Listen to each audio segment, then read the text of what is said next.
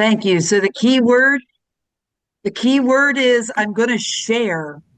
Um, Okay. and so I want to start here in the beginning. And so I want to ask, because I can't see you, can everyone see what my slide? And if so, say yes.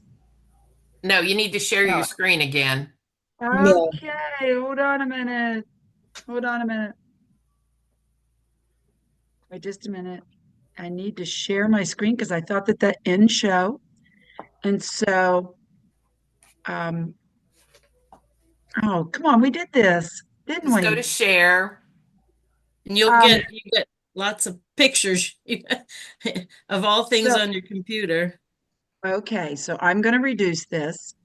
Now I'm going to down. Okay, that's what I did. I just went right to my PowerPoint because I was so excited to share it with you.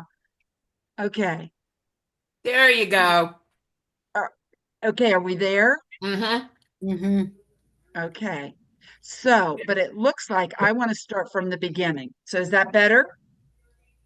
Yeah. Yes. Okay. And do you happen to see the scrolling across the top or Children's no? You just, entertainment then and now. Children's excuse me. entertainment. Yep. Nope. I thought that maybe you saw all of the little top stuff and I see that you don't. Now, I can see you on the side. Can you see each Mm-hmm. other on the side? Mm-hmm. No. Okay, because I No. don't know Yes. that we want to do that because then you don't see the whole screen. What do you think, Kathy Tenney? It's okay. We don't have to see us. Okay, We can hear good. and see your slides. Okay. So I really don't think, yeah, you need to see me, but um, thank you. Thanks for being here. Thanks for showing interest. Um, I happen to be in a club in Zanesville, Ohio called the All Around Club. And it was organized, it started in October of 1891 in Zanesville, Ohio, and it's still going strong. The bylaws say in this club that there's no more than 35 members, and it was originally formed as a club where members met in homes Mm-hmm. where ladies presented papers. So, as you can imagine, started in 1891. It really was a snapshot of the current times. And so I've been a member for the past 8 years after retirement. And this year, the theme of the All Around Club was now and then.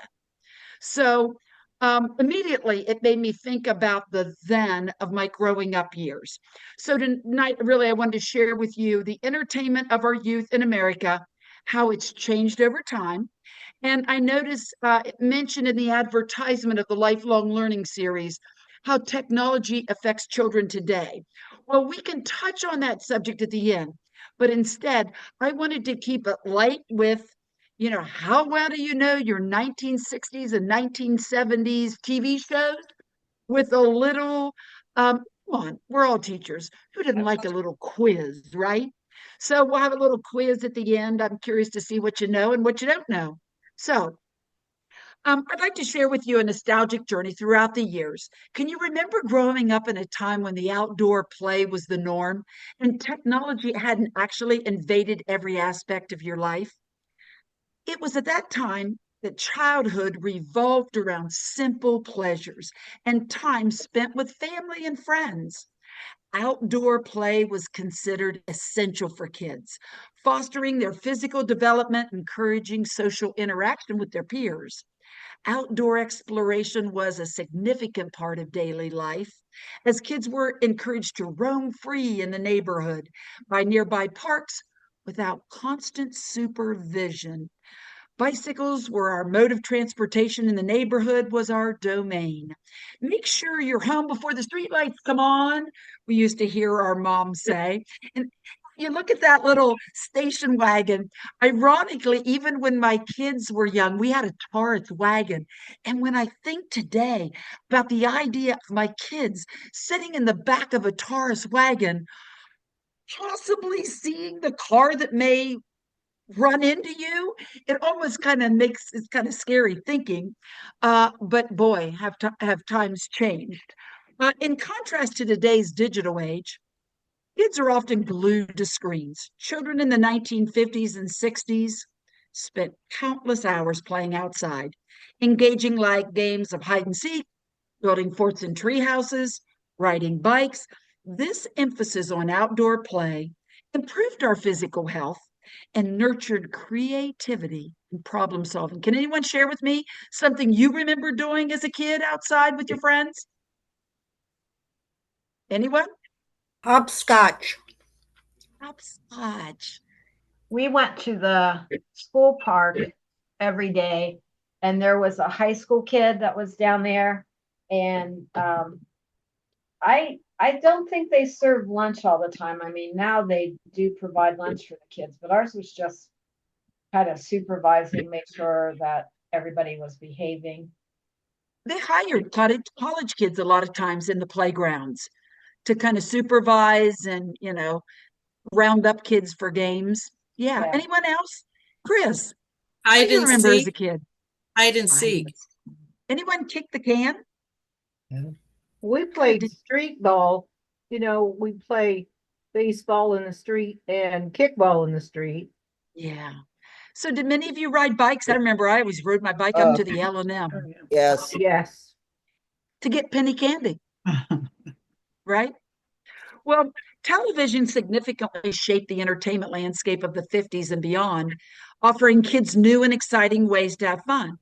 In the 50s and 60s, we saw animated television shows like the Flintstones and the Jetsons.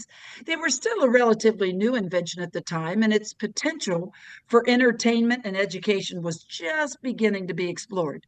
Television censorship was an essential aspect of broadcasting during this era, as networks sought to ensure that their content adhered to strict moral guidelines while appealing to a wide range of viewers. This often meant that children's programming had wholesome themes and clear-cut lessons about right and wrong. The commercials, though, influenced television during the time cannot be overstated, as advertisers recognized the potential for reaching vast audiences through the new media. Commercials for toys, games, sugary snacks were all designed to capture attention and to drive sales. As you can imagine, these advertisements significantly impacted what kids chose for their leisurely activity at home and with friends.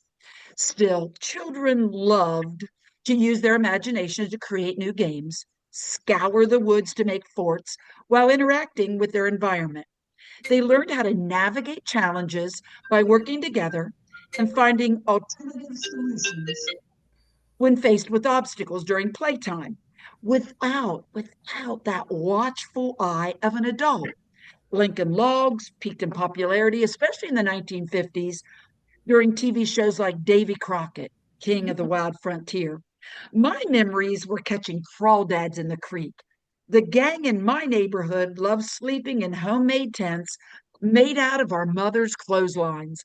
They could be transformed into overnight accommodations, telling ghost stories, sharing school experiences, and razzing each other about the latest kickball games and who was better. That was our way of chatting about what mattered in our life.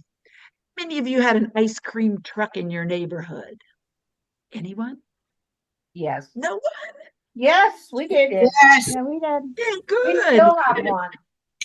You still do? Yeah. So were you fortunate enough to hear that music box tune that came by as they slowly cruised their vehicle by your neighborhood? Or we would chase them down the road because we'd finally get mom to give us enough money, scour up enough money, so we'd chase them down the road. So I think that ice cream truck just brought back so many memories for me. Now, the late 1960s and 70s brought about a significant shift in children's programming with the launch of Sesame Street. This iconic show combined entertainment and education, using innovative techniques to teach children letters, numbers, and social skills. Now, Sesame Street marked the beginning of a deliberate effort to create content that wasn't only enjoyable, but also educational. What a great time spending the morning with Lucy in her toy shop or Captain Kangaroo.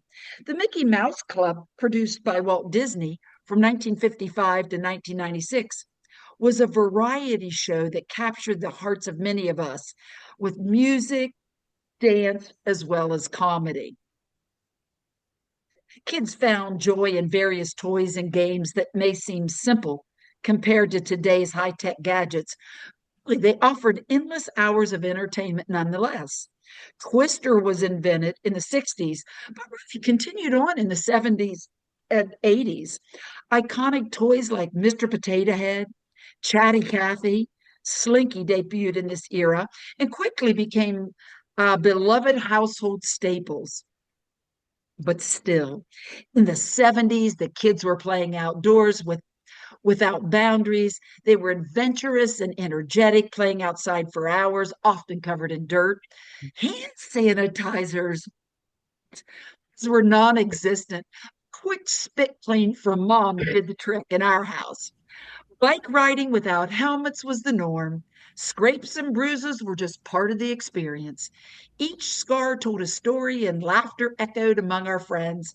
But speaking of scars, think about the playgrounds. Check out that picture. Think about the playgrounds of the 1970s. Hey, they were definitely not user-friendly. Sure, there wasn't as much barbed wire, but the equipment was just as unforgiving and brutal. Monkey bars were made of cold steel that could break bones without mercy. Everything from the slides to the seesaws, the swings to the merry-go-rounds were built to withstand military strikes. And no 70s kid would use them without anticipating at least an occasional bloody injury. But it was a Saturday morning in the 70s. If kids weren't outside, they could be found eating sugary cereals in front of the TV, watching animated shows with no educational content whatsoever. But the brilliance of Schoolhouse Rock is that it taught us timeless lessons about grammar, math, politics, and science without any of us realizing that we were learning. The cartoons were funny and the songs were catchy. Okay, do any of you remember Conjunction Junction? What's your function? Can you sing it, Beth? Bill, what's a bill? Songs without missing a beat. I mean, it was all over. Our heads were filled with facts and useful information that probably would have been ignored if it came from one of us as teachers. Legos were becoming more and more popular as the 70s rolled along. Many of the popular TV shows received their own dolls. Do you notice some dolls here? The Cher, the Farrah Fawcett, along with Charlie's Angels. But you know what? Barbie was the undisputed queen of dolls. As the late 70s emerged, it was a necessity for the toy to be electronic. Electronic toys had been gaining in popularity ever since the early 60s. But by the 80s, if the toy didn't blink LEDs, then little boys didn't want them. This first gadget should need no introduction. It's the Game Boy, which started the whole love of gaming and the obsession for collecting handhelds. The NES, or Nintendo Entertainment System, is undoubtedly one of the most exciting and influential toys of all times, with over $61.9 billion in sales. Girls were still pushed toward mommy toys. This was no different from the 50s or 60s. Girls still loved to play with the kitchen sets, the dolls, in general, pretending to be mommy. But that doesn't mean a few of us weren't occasionally out in the backyard blowing up G.I. Joes with firecrackers. Apparently, getting your hands on a Cabbage Patch Kid in the 80s was a battle-worthy cause. Anyone remember that at Christmas time? Oh, yes. Yes. The wildly popular dolls were every girl's dream, and during 1983 Christmas shopping, 3 million Cabbage Patch Kids dolls were adopted, while parents fought each other in the stores to get them. Sticker collecting, though, was another trend in the 80s. Kids would often purchase albums and packets of stickers to collect and trade with their friends. Popular stickers included Garbage Pail Kids and Scratch and Sniff, but video games completely revolutionized the gaming forever. With no social media or streaming services to distract them, kids in the 80s often turned to books for entertainment. Popular kids like the Babysitters Club, Goosebumps would keep kids' attention for hours. As you've heard from past decades, one of the most classic childhood activities, riding bikes, was still a staple in the 80s as well. Kids would spend hours still exploring the neighborhood on two wheels, often with a group of friends. The year 1984 introduced some of the most beloved characters that still remain popular. Transformer toys were seriously more than what meets the eye. These awesome robots were seriously amazing. These transformed into electronic cars, lethal weapons, and more. And just like every great 80s toy, they always had a TV show or movie to go along with them. Fisher-Price has created approximately 5,000 different toys since the early 1930s, with their best-known line as Little People toys. They included people and animal figures, along with various sets such as houses, farms, schools, garage, and vehicles. You'll see that farm there. Notice the Fisher-Price farm was a classic toy in the 80s with all the farm animals and the barn. But ironically, my husband and I just purchased a Fisher-Price farm this past Christmas. Very similar, not much different than this one, for our 2-year-old granddaughter. We wanted to reinforce the name of the animals and, of course, the sounds they make through imaginary play after reading many different farm books and singing over and over, Old MacDonald Had a Farm for the 100th time. It wasn't surprising that she knew many of the animals and could say the songs, and she just turned 2. Does anyone recognize the boxing characters in the top corner? Rock'em Sock'em Robots. Good for you, from the 1980s. So the 1990s were a special time, serving as a traditional period between analog and digital. The best toys that embodied that 90s nostalgia spirit weren't just toys, they were collectibles. Beanie Babies were one of the most iconic 90s toys of all times. They were a collection of stuffed toys, usually animals, with plastic pellets rather than that conventional stuffing that we had in most of the stuffed animals that we had. Did any of you collect Beanie Babies? My sister-in-law did. Okay. I'm now a literacy liaison in our community. And so I go out into classrooms and I do read alouds, but I also go into preschools and I go into daycares and things like that. One of my friends that I taught with, her daughter always collected Beanie Babies. And I wish I should have put this picture up there, but she ended up giving me like 88 of her Beanie Babies. So, she gave them to me in a box. I have a great picture of my 7-year-old granddaughter with these Beanie Babies all around her. And the cool thing is a lot of the kids now don't really know all those Beanie Babies. So when I go in to do a read aloud, after I do a read aloud, I pull out these Beanie Babies and I let them pick whichever Beanie Baby they want. And they are in heaven. Again, it's something. So you never made a lot of money. My sister collected them. She thought she was going to be rich someday with the Beanie Babies that she had. But you know what? The idea, and keep that in mind if you have anything like that, it's amazing how preschools and daycares and things like that may want something like that. Because you know what? I've looked at them on eBay. You're not going to get much out of them. So, kind of just a side note. American Girl dolls. Anyone have American Girl dolls, or your daughter did? My daughter did. Yeah. Expensive. Well, then Good. That's the first thing I think about. They were one of the best-selling dolls in history. These dolls have been a part of American girls' childhood. They gained significant popularity in the 1990s, but they've remained popular ever since. And I know when we went to New York City, we went into one of those FAO Schwartz. Yeah, they still want the American Girl dolls, and there's American Girl doll stores.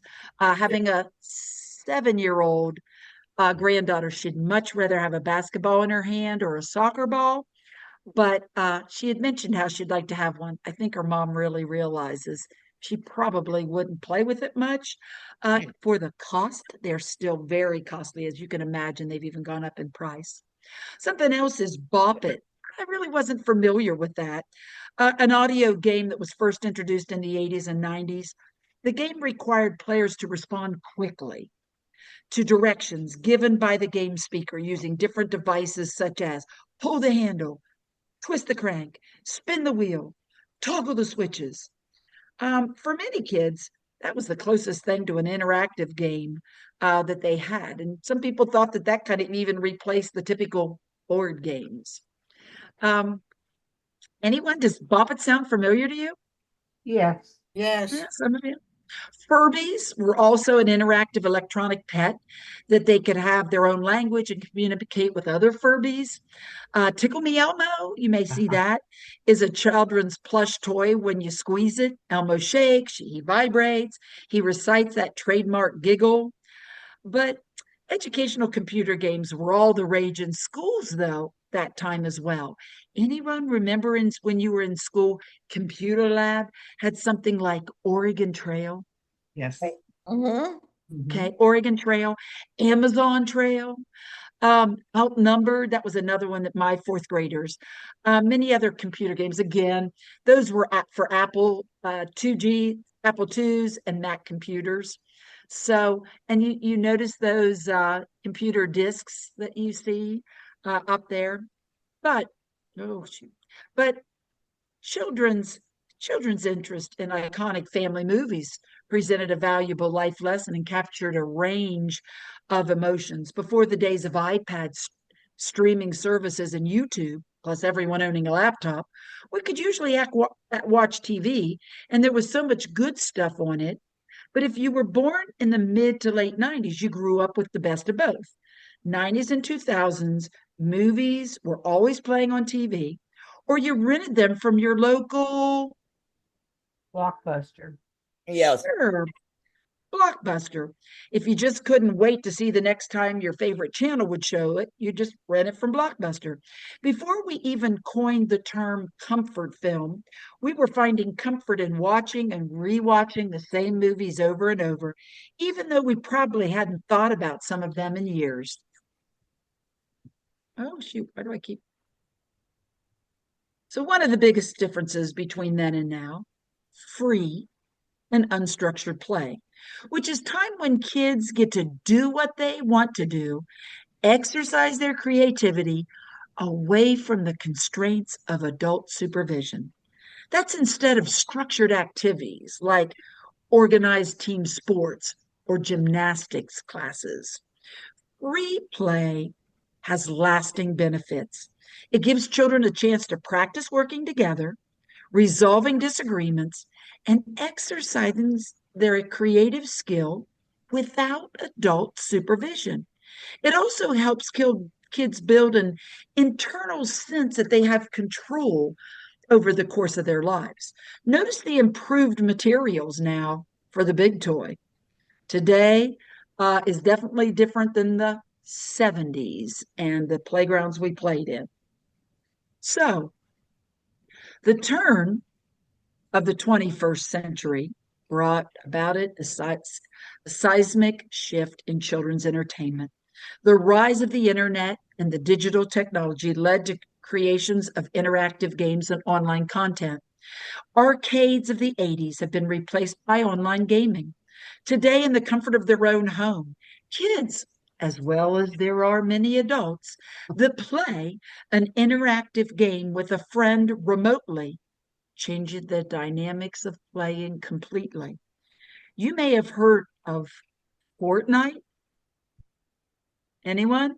Yep. Hmm? Platforms like YouTube's and Netflix allow children to access a vast array of videos and shows at their own convenience. However, this also raised concerns about screen time and content quality. So, really think about that. Nothing makes me sadder than to go to a restaurant and see a mom and dad and the kids all out to dinner, but Mhm, they're all on their own TV or their own phones. They're mhm. not talking, they're scrolling, and they're looking at and not usually conversing which with each other, which just kind of breaks your heart. Mhm. Entertainment has come a long way from the days of hula hoops, hopscotch, kick the can, and the traditional cartoons. Today, children have access to a wide range of digital content and educational games that offer both entertainment and learning opportunities. But the key, my friend, lies in striking the right balance. Wouldn't you agree? Thumbs up? Yes. Next, how well do you know how well do you know your 60s and 70s TV shows?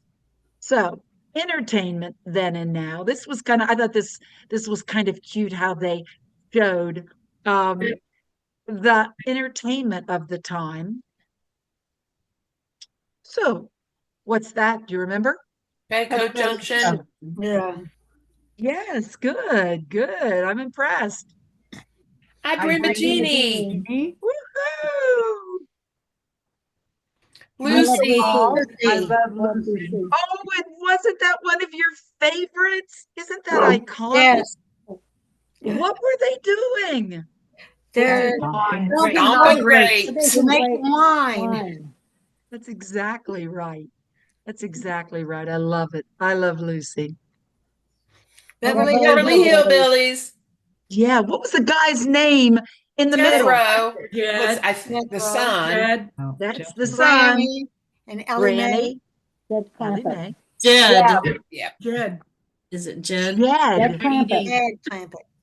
Yeah, Beverly and- Hillbillies. Not only could my husband name these, but he could probably sing all these theme songs from all these too.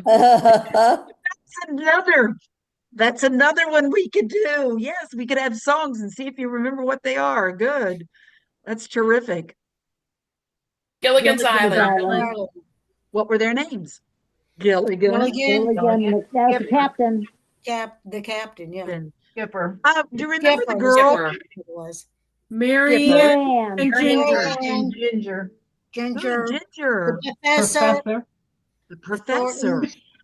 Do you remember how did they get on that island anyway? A 2-hour cruise. Taking a cruise. A 2-hour cruise. A 2-hour cruise. That is great. That's good. I love you guys. That's great. Gilligan's Island. The Addams Family. Yeah. Do you remember the children's names? Wednesday, Yes. Okay. And and I don't remember the boy. Pugsley. Fuzzy, that's it. Okay. What was the The thing. It. It was a hand. The thing. And, Oh, the Yes, thing. Yeah, that was yeah. the hand. Yeah, the thing? and Yeah. it was Cousin that It. the chair. Cousin It. Oh, I love Cousin It. Love Cousin It. Oh, that's great. Cousin It. Get smart. Get Oh, smart. that's smart. Get smart. Ah, Get smart. Look into his shoe. Yes. That's right. He had a cell phone before we'd ever thought of it. Yeah. A shoe. Great. Star Trek. Okay. Uh-huh. Man, if you could Captain's name log. any of these. Yeah. Oh, Captain Kirk, Captain Kirk, Spock, Mr. Spock, Dr. Mr. McCoy. Sulu, Scotty. Scotty, Mhm. Aurora. Wow. Oh, his other name escapes me at the moment. I was a Trekkie. I There's love somebody. She was a nurse, the one in back of McCoy. Yeah. Oh, yeah. Don't remember the name though. I don't remember. Chekhov. Oh, yes, Yeah. There you go. Chekhov. What would you say? Chekhov. Chekhov, yeah, Okay. Mr. What's Chekhov. up with Scotty? Okay. Sorry. Do you know Um, who of those are still alive? Oh, Captain Kirk, Captain Kirk's alive. alive. Yes, that's William Chekhov's Shatner. alive, and Uhura. Those three are still Wow. alive. wow. And George Takai. Oh, Andy Griffith Show. so what was the spin-off of Andy Griffin? Maybe No, Gomer Mayberry. Pyle. Gerber. Yeah, Gomer Pyle. Gomer Pyle was one. Gomer Pyle. What about Mayberry RFD? Was FD. that Yep. before or after this? After. After. It wasn't That's as what I thought. popular though. No. That's what I watched, but yeah. Huh. Yeah, Andy Griffith's show. Oh, And those Andy. handsome men. Hoss. Names? Little Hoss. Joe, Adam. Little Joe. Hoss. And Ben, Paul. Ben Cartwright. Yeah. Ben Cartwright, Mhm. yes. Adam. And he was Paul. Yeah. Who was the one with the black hat? Adam. Excuse Yeah. me? Adam. Adam. That was Adam. Little Joe was hot. Little Joe Hoss. Ben.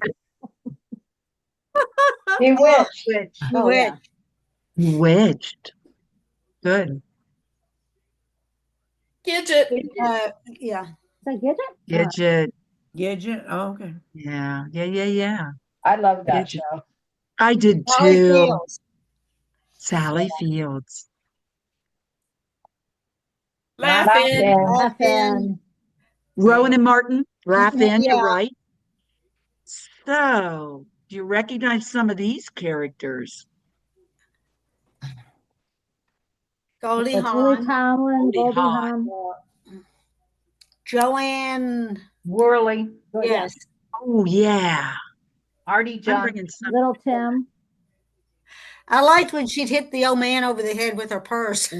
Yeah. Yeah. I really, Tiny Tim. Oh dear. Yeah. Oh, gosh. Lily Tomlin. Yeah, there you go. Yes. It was Yeah. getting a mental block. Oh yeah, she's up at the top. Yeah. Yeah. Now I have you guys down at my bottom screen. Are you at my bottom or are you along the side? We're Picture. on the side. Okay, We're- because you can we're bring at it the down the top. bottom. Okay, it makes them, okay. We're Good. only seeing one at a time. The Dick Van Dyke Show. Dyke. Mhm. Yeah, you should only be good. Dick Van Dyke. Do you Mary remember the Tyler son? Moore. Yeah, I don't Mary remember Tyler the Moore. boy's name. Boy. Full name. He Robbie. was Richie in the show. Oh, that's what yeah. Okay, I yeah. saw Mary Tyler Moore at a Broadway show when we were there for the international Newsies. convention. She was just sitting in the Wow. audience. Mm. How old do you think she'd be? She died. Well, Dick But when Van you- Dyke is 99. Mhm. You know, she was only like 19 or 20 when she starred in that show. She was a lot younger than Dick Van Dyke. Wow. I didn't Didn't know realize that. Well, that is so those are, some of the different shows. When you think about it, what's one of the favorite shows you remember watching?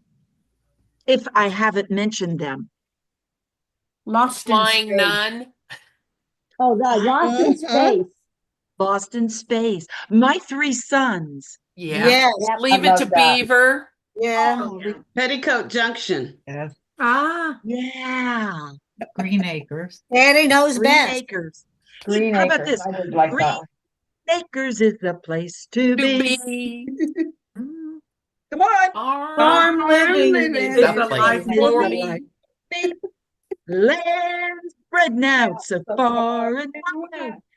Keep Manhattan, Just give me that country that style. countryside. New York is where I'd rather stay. I get allergic. Smelling Hey. I just adore a penthouse view. Darling, I love you. But give But me give me French Park Avenue. Avenue. Good. You guys are good. Good. So You guys are great. And what's another song that you think you kind of remember the tune to? The Addams Family song. Da da da da. Bum, bum. The creepy and the Da-da-da-da, kooky. da-da-da-da. We didn't mention the Yeah. monks. The Addams Family. Da-da-da-da. I The can't most- even snap. Were out about the same time. They Oh, teach that's the great. days of the week now with that song. Oh, Yeah. Monday and it's Tuesday. Wednesday and it's Tuesday. Thursday, and it's Friday, Saturday, and Saturday. and then it's Sunday. Da da da da.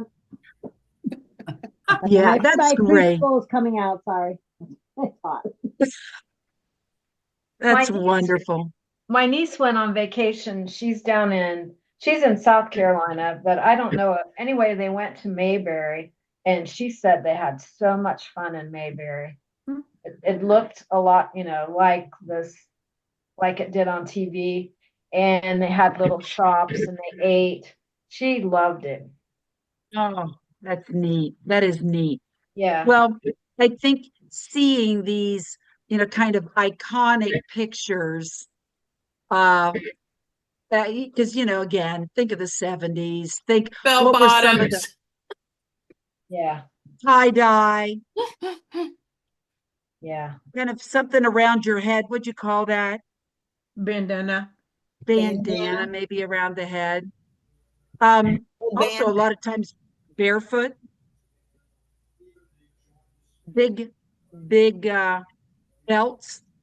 Yeah, I thought that was kind of funny. 80s. Okay, you kind of look at the 80s. The socks.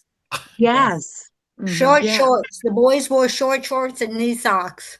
yes. Rubik's Yeah. Cube. Shoes.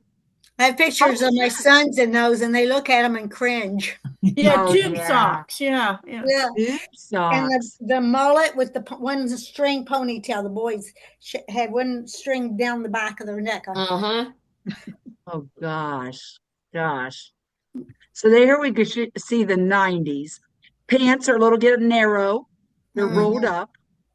Still got some tennis shoes, some high tops still. Kids you always see people with their hat on backwards. Yeah. High pony.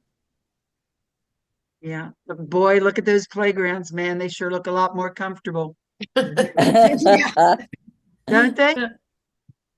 Fancier. Yep. 2000. Huh. Still see them outside, but look, notice here comes the video games or here comes the handhelds. Yeah. Yeah.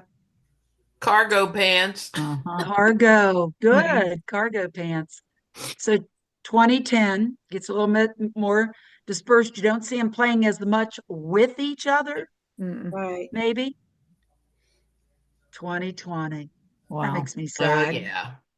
It just looking at it, and again, there are still kids sometimes playing, but at least in a lot of the school parks, I don't see kids playing, especially with each other. There's always a parent with them in the schools that, we go by. I live right by John McIntyre. Really, tell me, do you see kids outside playing? Well, actually, my neighbor, they have a dog, so her dog and her little girl came over to play with my dog in the backyard. And my neighbors across the street, there's a bunch of little boys. Well, they're like in middle school and fifth grade. Oh my God, they play outside all the time. Oh, wonderful. They get balls. It's hysterical. Like one day they had this big blue ball. I don't know what game they were playing. Yesterday they had this little tiny ball. I mean, and she said there was one day they were actually taking a ball and bouncing it so it went over the house from the backyard to the front yard. And then the other day, I took my dog out and they had pool noodles. I'm not sure what they do. Like they would come out with cardboard shields and they would get clothes and they would dress up into all kinds of stuff. And so they came over to say hi to my dog.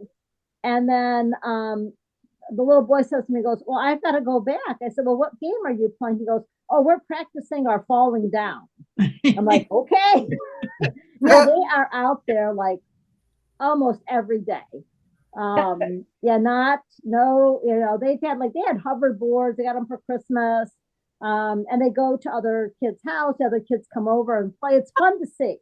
I mean, both Elizabeth and I were talking that it's great to see, and they don't ever. I've never seen them on their phones when they're outside, ever.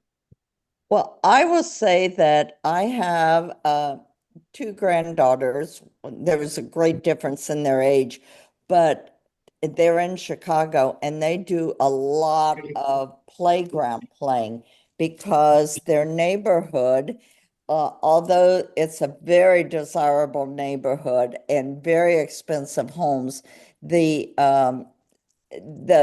the amount of land is not as large as we are used to.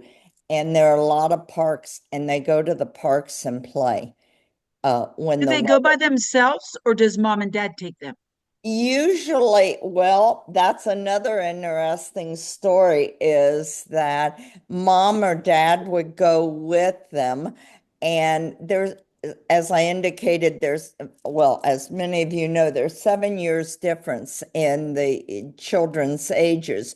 And with the first child, it was like, oh, I think we'll go along and make sure because dad is the home person. He's the primary parent at home. And no, I don't think we'll come to your house to play, but your daughter's welcome at our house. 7 years later, it's like, oh, sure, we'll come play at your house. We'll do this. And Jeff actually has like the listserv that he will send out this notice of, we're going to the park to play. If you want, I'll pick up the kids as we walk down the street, but they do a lot of playing Oh, wow. That's outside. And that's wonderful. neat, but it is so interesting to see the change in this over the 7 years and the fact that there's a lot more dads who are home and it's much more acceptable. Mhm. It's been an interesting thing to see. That's wonderful. That's wonderful. It really is neat. Mhm. And I have got the greatest story about Cabbage Patch from all those years ago. It's with my own daughter. And I thought we were all set for Christmas. And on a Wednesday morning, because there was a SLP luncheon meeting that day, at breakfast time, I mean, this is just before Christmas, she says, oh, what I really want Santa to bring me is a Cabbage Patch. I mean, this is like a week away and they're not available. No one has them. And it's like, oh, well, I don't know about this because that's the first time we heard about it. And I went to our SLP meeting and luncheon, etc. And one of the women said to me, oh, what does Katie want for Christmas? And I told her and go, oh, and there's no way. Well, that night, Gloria calls me and said during that time, there was a department store that once a day they would pull a name out and you could buy a Cabbage Patch.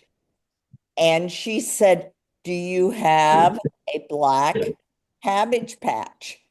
And they said, no, we don't. And she said, I want one with blonde, that's blonde and blue eyes. And they said, we can do that. And she met me at school and I wrote her a check for the Cabbage Patch. And lo and behold, there was a patch under the Christmas tree. Wow. Lucky you, Santa. Okay. My brother bought my daughter a Cabbage Patch doll. He bought it when she was 6 months old, so she'd be sure to have one. Okay. So anyway, and that is, part of it is the fact that this was such a great story of It us is. That's awesome. serving a diverse group of people, and how can we help each other out? Mhm. And it just makes me feel so good. Yeah. Mhm. Andy, I was curious when you talk about the kids that live in your area. Do you live in a subdivision? Do you live in a cul-de-sac? No, it's just the street. I mean, it's Wickliffe. It's a suburb, no suburban um area. It's a quiet, we're not on like the main street or anything Sure. like that. I mean, you could count the cars coming down, 5 a day in the Yeah. morning when people are leaving for work and coming back. So, That's yeah, great. kids, we used to play, because this was my childhood home. So, we used to play in the street, and everything. So it's quiet. So, Yeah. they could, play and be out and about and around and, very, very safe. It's very safe. Well, when you talked about them having different balls, what are some different things that you played with as a kid? Think of some games that they were called, other than kickball, that you used with the ball. Do you remember any of those names? 7-Up. That's what I Oh was yeah, we wondering. used to go 7-Up. 7-Up. Anything else? Foursquare. Foursquare. Oh, I was a Foursquare king, man. Loved it in the playground. How about when it Cindy, when I was growing up, I didn't get to go outside. I had severe allergies, so I grew up with great grandmas.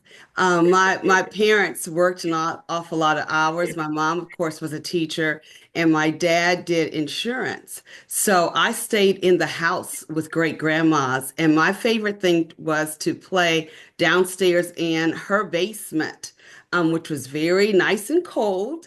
She had a cellar down there, and I would play make-believe things. I was an only child at that point. So I had make-believe friends that I would play with and make-believe things. I would have tea parties with tea things that did not really exist, but I could see them. And I had make-believe friends down there that I would talk to. My favorite friend's name was Gina. And she and I would talk all the time, and we would have such wonderful times together. And all these things did not really exist in real world time, but I thought that they did. And my great grandmother would play paper dolls with me Oh, all the time, and yes. that's what we would have fun playing with. So I didn't have a lot of things that a lot of other kids had, but I thought listening to her tell stories about family things, that the way she grew up, family history, those were the things that I remember as a child. So I didn't get Wow. to do like a lot of kids did in my neighborhood. I could hear them playing from outside, but I didn't get to do those things. But I would sit and Mhm. listen to her tell all the family history and all the family stories. And that's what I have memories of enjoying. And again, that's what I grew up with all the way through. I didn't get to ride a bike until much, much later on. And even when I learned to ride a bike, my mother was so protective of me. I learned to ride it in the backyard, believe it or not, around this huge, huge Christmas tree. And it's very hard to ride in the backyard in a circle. In grass. But yes, Yeah. yes, with all these roots coming out of a tree. But I was a very protected child, so I didn't get to do what a lot of kids do. So it was very interesting to look at all the playground things and all those things. The only time I got to do that was actually at a school experience, but I wasn't allowed to do all those things. So that was I'll kind be of cool darned. to listen to Wow. those things. And if I did Mhm. make a tent, it was inside the house, and it was either under the dining room table or in the Mhm. living room or in the family room. And I would do that by myself. And then when my brothers came along, then we would do those together. But again, I did not have that same experience with a lot of friends and things like that. Darn. So yeah, so that's a lot different That's than what I interesting. experienced Yeah. growing up. Yeah. Did One you of have the cousins? Oh, I was going to say one of the things I see as different is tremendously numbered different of games that children have to play now and adults. But, growing up, it was a small group. And as I had my daughter, it was a bit larger, but now it is absolutely gigantic with the number of games that are available to sit at a table and play of all sorts of games, card games, board games, etc. That has just exploded. I think one of the big differences, I know I grew up in the 60s and 70s as a youngster and, through high school, is athletics. And that you have to specialize if you're going to be successful now. Where myself, we went from sport to sport to sport. And it really made you better at your other things. I played basketball so I could get ready for track, and sprint. I did volleyball so I could get ready for basketball. And you just don't see that now. And the expense. Oh, In our public school system, you have to pay to play. Agreed. And my mom would never have been, as a teacher, would never have been able to afford that with 7 kids. I mean, she probably would have made a way, but I think the fact that kids have to specialize now, and of course you hear all about it, and I do see it, repetitive injuries because I'm a pitcher and that's all I do. I don't do any other sports. And so you see these injuries. So I think, and the fact of club ball, again, huge expense. And it's not just to play. It's just sad. It's sad. Oh, it's not just pay to play, but buying the equipment and the uniforms to go with it. It and is travel, a huge and travel. expense. Yep. Travel. Well, and then travel, if you're in the travel mode, that is huge. It is huge. But it really even is. within the public school system, just providing the uniforms and the equipment needs is a very big item. And I'm sure that can be a real detriment to many students. So true.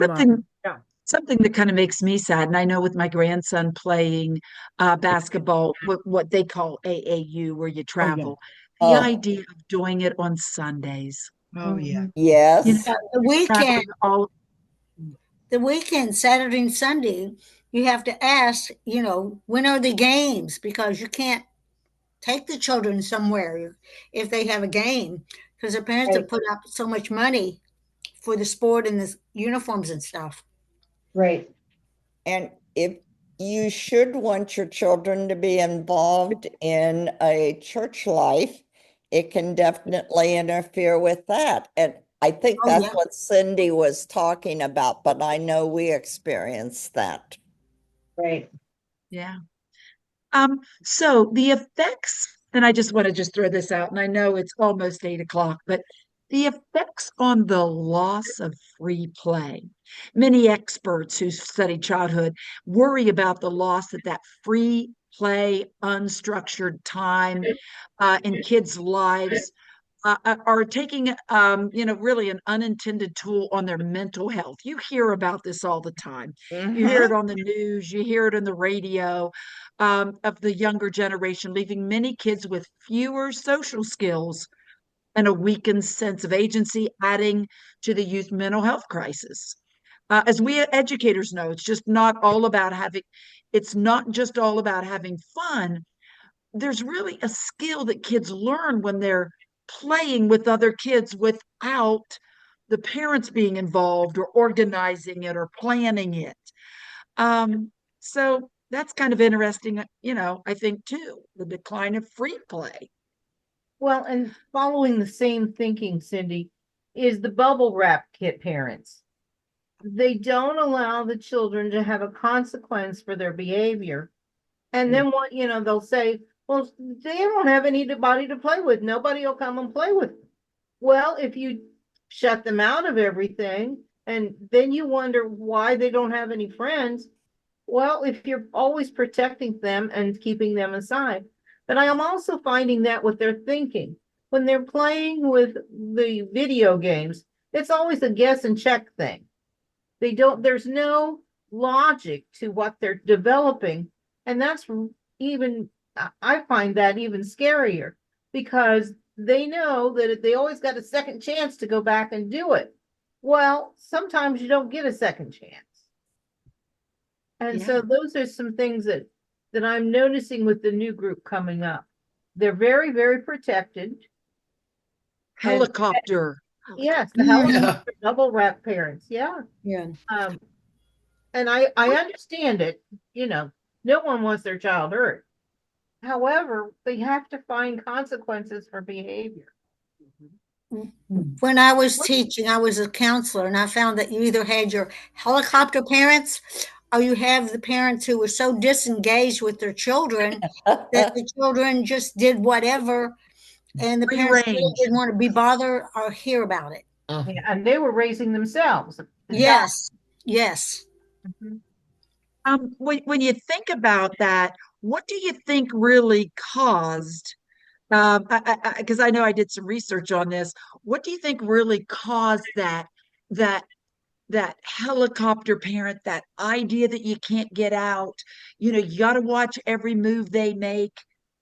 And I think it's the 4 letters FEAR. Yep. Fear. Oh, yeah. So think about the first high profile kidnapping case, you know, about different children being taken. Adam Walsh was one of them. Yes, Okay. Adam Walsh. 6-year-old abducted. You know, 11-year-old. There was also then a Jacob Wetterling in Minnesota. But it launched the largest search of a missing person. But think about it then. You know, child abductions, they still, I mean, you know, you may hear about them, but they're really rare. I'm sorry. You don't want them to happen to your child, but they're more rare than they are right around the corner. Less than 350 under the age of 21 a year, less than 350. Remember, think about news. We have 24/7 news, right? Mm-hmm. You know, we hear about all the time. And at that time, remember the uproar, dairy companies, what was on milk cartons? Missing Children. children. Missing children. Pictures were on book characters, and books were talking about, you know, making sure you don't play with strangers. The National Center for Missing and Exploited, you know, yeah, that was a frenzy at one time, don't you think? I think all those are important, but we also have the parents who want their children so desperately to succeed and to be at the top of what they're doing that creates a lot of helicoptering too, because I've got to push them ahead. So really, you're even talking about a major shift in American life where a federal push to reshape schooling. I mean, come on, we're all educators. Reshape schooling was a greatest focus on academics.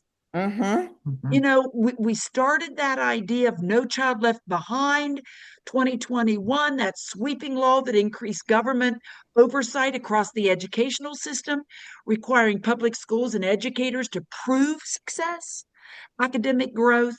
You know, again, that, you know, making sure that, you know, we get the most out of our kids and teens. Teachers gave out more homework. Kindergartners had less time to play. You didn't sleep. You didn't take a nap.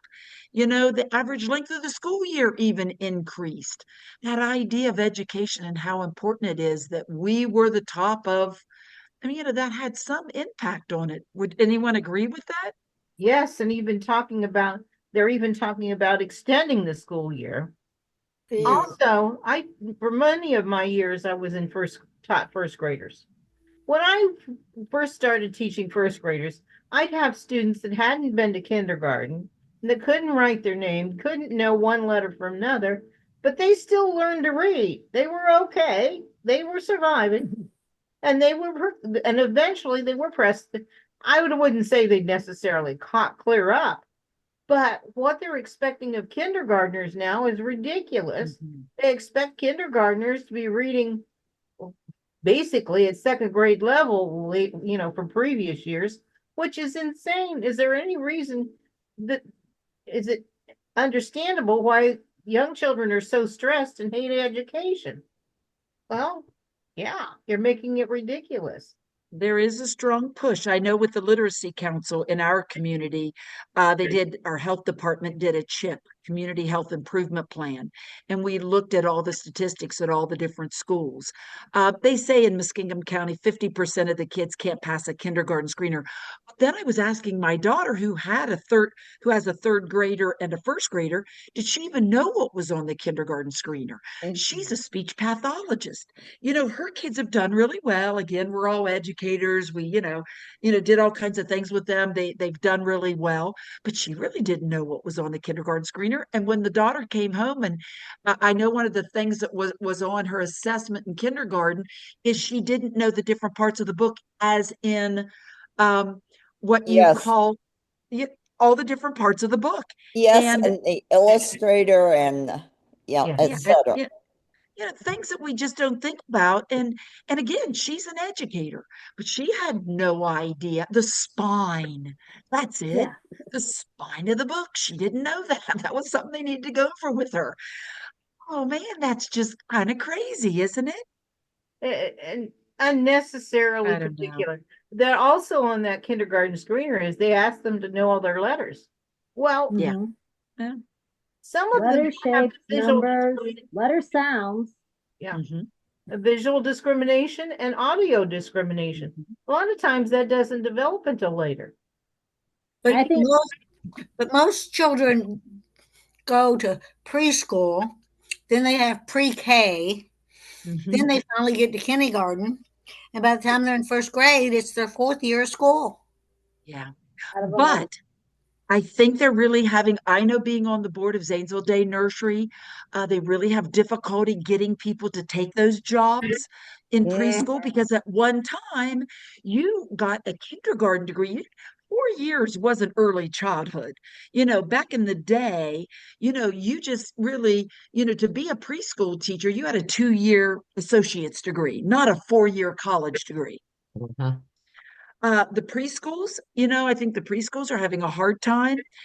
So what about the people that can't afford preschools? They can be very expensive. We have some free preschools from the COVID money. What if you can't afford preschool? There's a lot of questions out there. If they're below the poverty level, then they get Head Start. child care, and most of that child care is like at the Y and stuff. There's a school component, but if you're like one penny over that line, you're on your own. Yeah, well, I spent probably 30 years of my career teaching preschool. I'm intervention specialist in early childhood. And, there was a lot of, even though they kept pushing down academics and whatnot, a lot of us preschool people knew exactly what we were supposed to be doing. And we just said, okay, that's nice. We'll do that for 5 minutes and then move on and do the right things that you're supposed to do by children. Exactly. And I think one of my absolute favorite success stories, I had this little girl, and her whole purpose in preschool was to get married by the end of the year. And she would play wedding constantly in the block area. It was actually very funny. And the best part about it is she kept talking about this little boy that she was going to marry. And then finally the wedding happened. It happened on the last day of school. And, she actually married somebody else. So that was a surprise. But she didn't know much of anything. I mean, like, letters didn't matter to her, numbers didn't matter to her, nothing mattered to her. So she went on to kindergarten, and she could recognize the letter J. And halfway through kindergarten, I got an email from the teacher that she was the top reader in the class. And I think it's because she used her imagination all year, And then it was time for her to learn. She was able to learn. And yeah, I was absolutely shocked. I said, well, she barely knew the letter J, but that was it. Good enough. Each child learns in his or her own way. That's right. That's right. And if I was, as a preschool teacher, if I was going to push the way we're supposed to push, she would not have been a reader. No. She would have been Right. frustrated. She learned in her way. That's funny. Well, every child has a different, okay, learning to read comes at different ages for different children. Mm-hmm.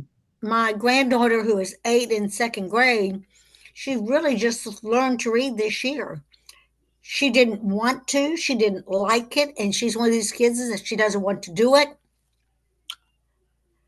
Oh, well, but she's very, very good at math. And she's finally this year, because I was worried she was going to be retained. I worked with her all summer, beat my head against the wall. But by the third 9 weeks, she was getting a B in reading, so she's bound to have caught up, which was good because I was concerned about, because everything, she says that, I said, read the word problem, but why? It's math. Reading isn't everything. So she's finally caught up in the reading, but she loves math. Her older sister doesn't like math, but she likes the science and the history. So they're like totally opposites in what they like in school. And that's pretty normal when you look at children in a family. Well, I'm done with my presentation, and I sure appreciate you. everybody's Thank you. It was very nice. connection with it. Very interesting. Thank you, Good. Cindy. It was a lot of fun Thank reliving all that stuff. And hearing your conversation, I've been out of school for a while, but it is very interesting. And Yeah. thank you. And it's good to see everyone. It And is we'll good. be Thank you. back this coming Thursday. So if you have the time at 6:30, tune in. Yeah. Okay. Just give, wait a minute, can I give just an advertisement? We have Yeah. about 40, we have about 40 signed up for the biennial seminar, which is That's great. good. But we'd still, if you're interested and you haven't signed up yet, we'd still love to see you. We'd still love to have you. I'm sure that it will also be put hopefully in The Voice this next month because the month is coming to an end. We're going into May. But we've got a lot of fun things planned, and I hope that you'll be with us. Good. Thank Off you. my soapbox. Thank you. Thank you, Cindy. Very good. Bye. Thanks, Bye, Kathy. everyone. Yeah, yeah, yeah.